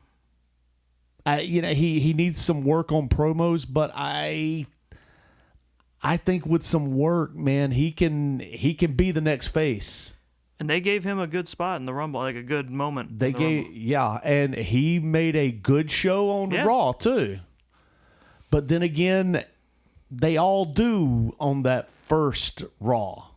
So. And I'm keeping my opinions to myself. No, lay it on me. Lay it on me. See my face. It'll make the show like 5 times longer. So we'll just move on. We'll go. Okay, so we're followed up by The Miz. Next up, this is one of y'all's favorites. Matt. Oh, I'm sorry, I can't say his other name. Riddle came out. Do not group me with that. I agree with you, Doggz. Oh, I okay. am not a fan. Nay. Oh, you don't like Riddle? No. No, I thought you were a Riddle fan. No. Not a Riddler. Such an instigator. Okay. Move on. Can you, peasant? 17. Wow. All right. Boy, when you take over, you just get all. Wow. I told you that's what we do. I was going with. I believe you were told to continue on. This feeling of like superiority, so I went with it. So. Wow. No, we just say what we feel. So next up, we have Daniel Bryan, followed by our next legend, the Big Red Machine himself, Kane. That got a huge pop in our room for sure. It was great. Yeah. Not to be outdone by the next competitor, Baron Corbin. Oh, never to be outdone. Never. Otis comes out. We're just gonna job him, aren't we? He's done. You need jobbers. He's done. But boy, we sure are giving a hell of a push to our next one. That would be Dominic Mysterio. I wonder why. Hard push. He seems like a bright. Sorry. I mean hard pass. Hard pass. Oh. Hard push off a cliff. Got it. Dang, Shelby, that was good. Thank you. Honestly, as our next competitor, Bobby Lashley comes out. You know, I hate to say it, but Stop it. He's looking better and better. He really is. He is. He's looking good. He's getting better and better. Just snorted. No. Followed up by our next legend, Hurricane Helms. Yeah. Charlotte-born. Next up, I love the nostalgia of him going for the double choke slam on people way out of his... Oh, that's right. I forgot about that. Yeah, we can talk about that. That's one of my favorite spots. He goes to try to choke out to choke slam Kane. Yes. And then who else came up there? I thought it was Big E and someone. I can't remember who it was. It was Big E. Big E was one of them. That's what. Yeah, there you go. I think it was maybe even Big E and Lashley. It was Big E and Lashley. That's what it was. That's the best thing. He's a superhero, so of course he can do it. And who they eliminated him as soon as. So the next one that comes out, big pop for this one, Edge's tag team partner Christian. Oh my God, yeah. Again, what a pop for the room. Oh my Lord. Muppet So arms. good. Yay! I thought you were going to say Randy Orton came back out because he was also a tag team partner of Edge's. He was. Christian comes out. Yeah. Oh, it was great. Followed up by AJ Styles. Then here comes Papa Mysterio out to, I remember when Papa Mysterio was Hector, but no, oh God, I'm talking about the Guerreros again. You are. I was like, who are you talking about? Sorry, I got. You know what? I'm not even gonna try to explain that away. I'm just gonna move on. Move on. Let's go. Next up, we have probably somebody that's going to be joining Drew McIntyre in the main event of WrestleMania, I'm thinking, and was Sheamus. Yes. Followed up by Cesaro, who made a really good show there. He really did. I mean, We're going to talk about that later. got eliminated, but Shelby's fairly face tells a quick. different story, but I wish everybody could see my face right now. Oh gosh. We could go for. Oh, it's a damn shame, about isn't it? It Cesaro? really is. It is. It really is. It's a damn shame. Yeah. Followed up by the returning Messiah, Seth Rollins, and nobody cared. I hated that for him though. I know. Nobody cared at all. No, they didn't. Becky and him just had a baby. Yeah. Can't even tell he had one. No. He lost all that pregnancy. I knew you were gonna make that joke. Oh my God, I was telegraphing it. When exactly. a joke is that good, I make it twice because I said it that night too. Yeah, You and it's sure still did. funny. and I gave you the same reaction I'm doing right now. Like it's. Followed up by Braun Strowman to round out the Royal Rumble. And the rest. Yeah. So now we have all competitors that are coming out are in the ring. Bing, bang, boom. Edge comes out. I can't remember who the last person that he tossed out. It was Randy. It was Randy. Before Randy, because Randy was at some point was taken to the back because his knee or his ankle was hurting so badly. Yeah. That's why we got a camera on him in the back just to show you that he was hurting real bad. I think it was Strowman. Stop. You're right. It was Strowman. He tosses out Strowman, and then Randy slides back into the ring Like a viper. I don't think it was. and hits him with an RKO. Or at least, did he try to hit him with an RKO? That's what it was. If he had hit it, he would have been done for because part of the game plan for everybody that night was as soon as they hit the ring, they hit Edge at least once. Right. It was like it would have been a nice drinking game. And Randy, he goes to throw him out, reversal, and Randy just got eliminated. The winner and your Royal Rumble champion going on to WrestleMania to main event. And new person who has dibs on pointing at the WrestleMania Edge. sign. Yeah. Bang. Shelby, what are your thoughts on the Royal Rumble? Okay, this may be an unpopular opinion. I don't know if it is or not. I don't think Edge should have won that. Agreed. I agree. Okay, so it's not an unpopular opinion. Great. I'm fine with it. I don't. I would want to be my first pick.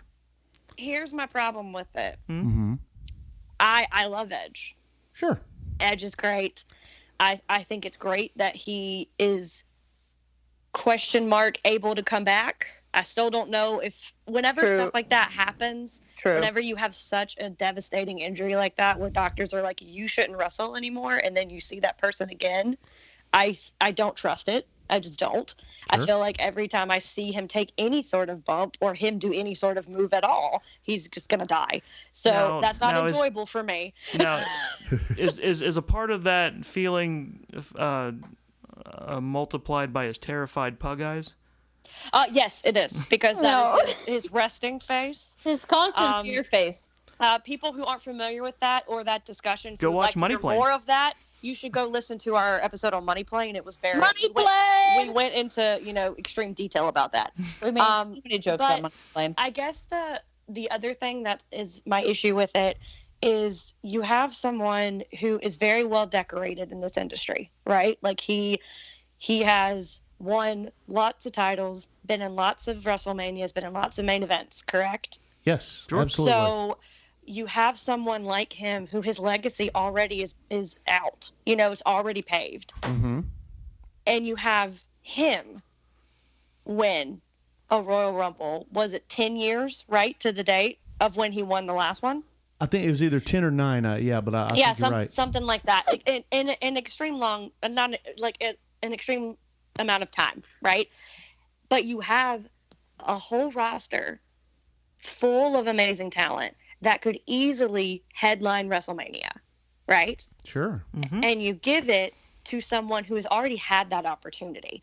You have people like, I know I was particularly mad about Cesaro, and that night I was mad about Cesaro, but he is a huge one that I feel like could main event WrestleMania 10 times over, and it would be super enjoyable. I would love to have seen him with either Drew or Roman. Either one of them he could have done super well with. He could literally wrestle with a paper bag, and I would pay to watch it. Like, honestly, it's honestly like he's that good. You have Sheamus, which I know you said is in contention right now. I guess right so. Because That's just so many feelings that's just about what that. I think. Yes, right. So you have him. You have Big E. You have anyone from the New Day. You have literally a plethora of people that could have taken that spot. Now, am I going to enjoy watching Edge wrestle? Absolutely. But would I have enjoyed someone else who would really make it be a WrestleMania moment? Yes. Because the Royal Rumble to me means that not only could anybody win it, but this could make anybody's career happen. Yeah. Right?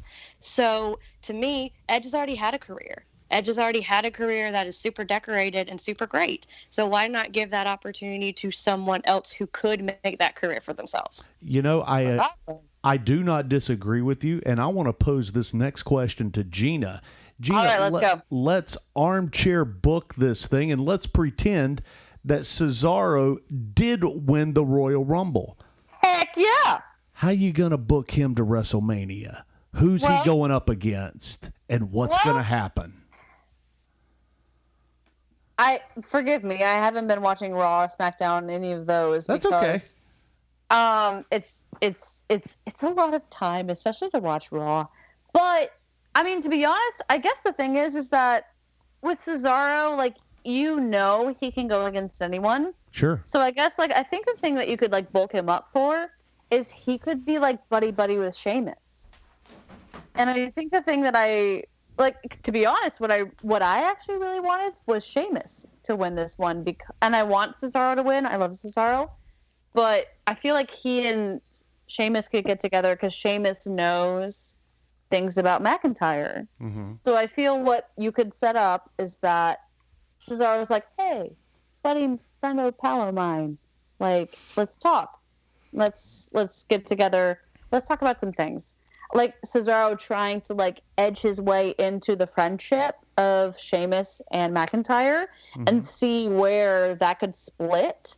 Yeah. And like see if he could find ways to get into the system of McIntyre from there. But I guess that's like if he's going for McIntyre. But I mean, it's hard to not know because I have seen the news of where Edge is going with this, apparently, quote. I don't know. But who knows? It literally could who be a knows? Yeah, cards always subject to change. I know. So But based on this, like, I truly believe, like, Cesaro could, with the character that he has, he could, like, delve in with Sheamus because him and Sheamus, the bar. He could come in and be like, hey, I know you. Like, give me some information about McIntyre. Like, let me know how to get in under his skin. Like, how can I, like, defeat him in this match? I feel like he really could find a way. That's my, I don't know if that's, like, the best answer. no, but I like it. yeah, I that's a good feel idea. like he could find a way sneaky to get into it, still being the heel while McIntyre's above in the face. But yeah, that is my guess. But I actually really wanted Sheamus to do this because I want to see Sheamus and McIntyre go because it seems to be going that way for me. Absolutely. I can dig that. I like that. Now, All right. let's move into this real quick since we're running a little bit short on time. Yeah. I am going to bring back something new that I haven't that I didn't use a lot or at all last year, and that was the MVP of the night. Now, my MVP of the night is going to be Naomi.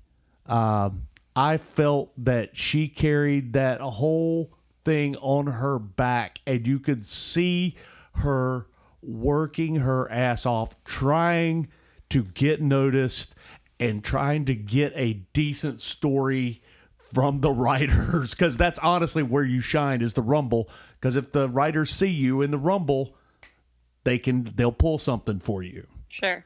Barnes, what do you think? MVP of the whole night. Honestly, for the men's Royal Rumble, I'll say Edge.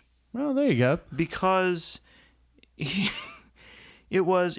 I mean, as much as you make of his win, it's not necessarily. I know it's not necessarily his style, but he wasn't forceful. It was basically the whole story was of him being in the Rumble almost from the beginning, and just taking an immense amount of lumps in order to persevere.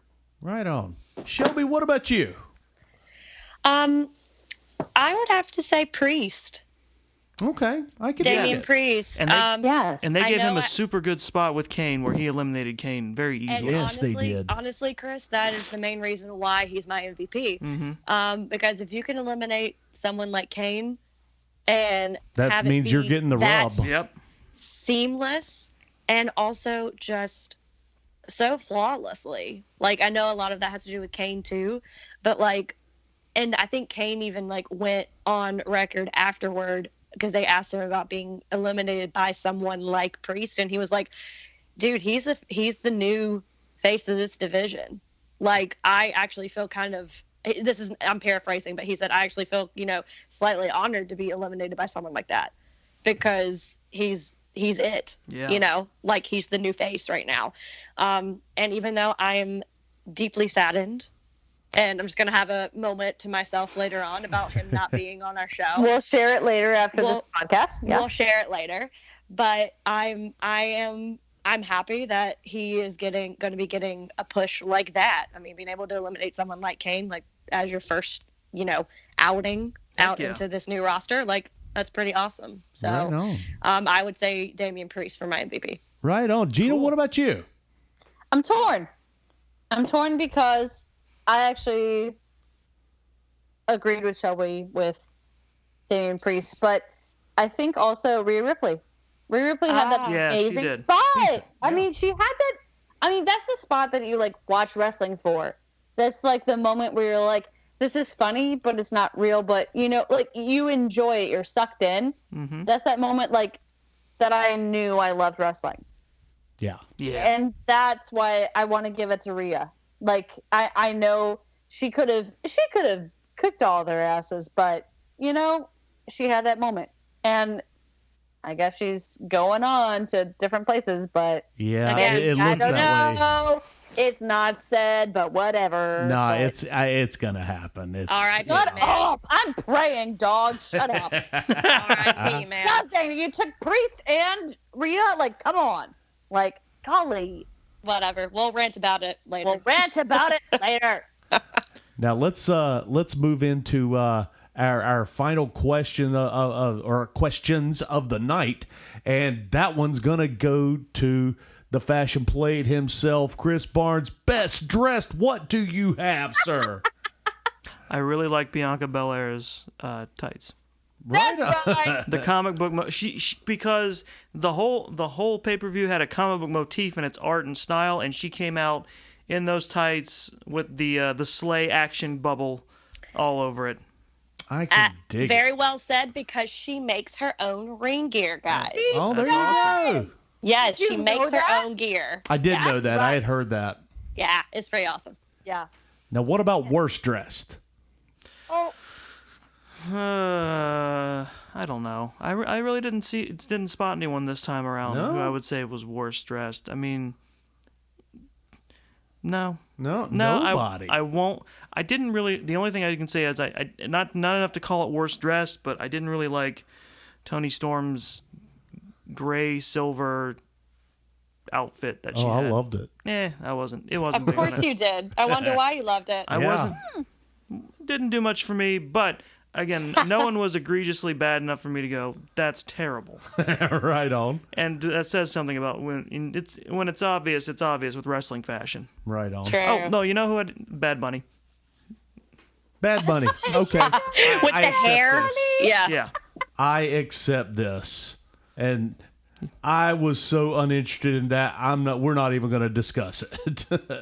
Fair. Now, since Hensley's been indisposed for most of this one, do you have one or? Are we talking about best and worst performance? Yes. It's exactly the same as it was last pay-per-view. Lay it on me. Worst Roman Reigns, best Kevin Owens. Right on. Actually, I'm Got going to amend that. Worst Roman Kevin. Reigns, best those handcuffs. They gave the best performance of the night. You know what's really sad about that horrible botch is it was leading up to it. That whole spot was looking good. They had a great ref bump. Everything leading into it was great. Yeah. Now, I wouldn't be able to take us out on this one. I know we are running a little over, but I do want to get your Ignorant Slut Award and your oh God, it just fell out of my head. EST, baby. EST. Thank you. Why didn't I know that? That's Why yeah. didn't you know that? Shelby, let me get your EST. I mean, my EST, I want to say Damien again, because our EST is very similar to MVP, right? Right. And so I guess if I had to give it to somebody else, it would have to be Bianca, the original EST. Do you want me to go ahead and give you my ignorant slut? too? Absolutely. Okay. Honestly, I'm gonna have to go with Carmella. I can Just dig it. because I Scorpion. can't stand that. Well, because that botch was scary. I don't know if it was technically a botch or whatever, but No, like that was a whole- botch. right, but it was scary. But that screech that she does is just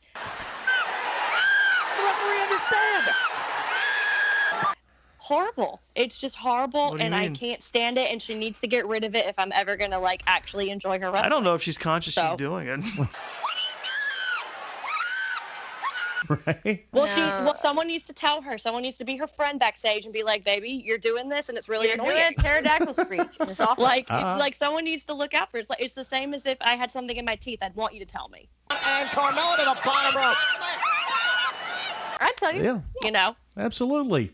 Gina, what about you? Well, hold on one All right. second. Shelby, hold on one second, Gina. I know that Shelby's got to bounce. So why Oh, don't you... Shelby's got a heart out. Yep. Yeah, I gotta go, guys. So I'm why don't you sorry. Bye, Shelby. give us your outro real quick. You don't got to be called up to the main roster. You're doing fine where you're at. All right. Thank you, Shelby. Sorry, guys. Love you. Love you back. Now, Gina, Yes. let me get your EST and your ignorant slut. EST is absolutely Bianca Belair. Boom. I there it was is. very lucky. We played a game where we got to like pull numbers. I picked Bianca Belair just out of random magicness. I got number 3. And so my queen won. Yes, EST. Bianca Belair. Absolutely. Wonderful. She's well-deserved. Absolutely. Ignorant slut, the handcuffs. Yeah. The handcuffs. I think it's going to keep going back to that. It just bothers me. Like, the more I think about it, I'm like, oh, come on. It should. It should Like- bother everybody.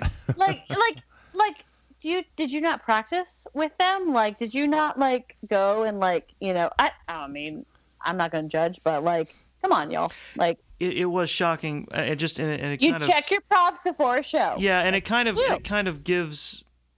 gives a good point to how the way current things are versus, maybe being allowed to call on the fly when everyone with that many years of experience in that moment and everything just grinds to a standstill and botches hard. Yeah. That's it. It's not like it's like they're gonna fix it. Like, it's a screeching halt. Like, It it's is. yeah. So yeah, that's my ignorant slut. And I'm sorry, it's not Corey Graves this time. But that's also because I really didn't care about Corey Graves. So He whatever. escapes this time. This time. Right on. Well, I think that's going to wrap it up for us, guys. I want to thank Gina Belmont and Shelby Ray for coming in and taking over for us. Absolutely. Whoop, whoop. And It was fun, guys. Thank you. do you want to give us your information if people want to reach you? Yep. Shelby is Slay All Ray on Instagram. I am Broadway Baby or Broadway _ Baby 1218. There it is. Barnes, where can they find you? Oh, around. No, if they want to contact me, they can do it on Twitter at Chris the OK. And you can always get me on Instagram at This Is A Work _ for spaces. Hensley, what do you think, brother? Well, if you want to follow me personally online, you can do that on Instagram at DB Hensley. If you want to keep up with our company, you can follow us on Facebook. Give us a like at facebook.com/longwalkpro or search for Long Walk Podcasts to keep up with us that way. You can see our backlog of older episodes along with more of Long Walk Productions original content by following the YouTube links in the show notes. And guys, that's going to do it for us. Check us out next time. Check out Long Walk TD Talks. Check out This Is a Takeover. Check out Long Walk Talks. And guys, remember, if you got out of bed today and you had a job to go to and you've got somebody that cares about you when you get home, folks, this match is over and you just won via pinfall. Thank you for listening to This Is a Work. I hear in France they call it El Rumble Royale.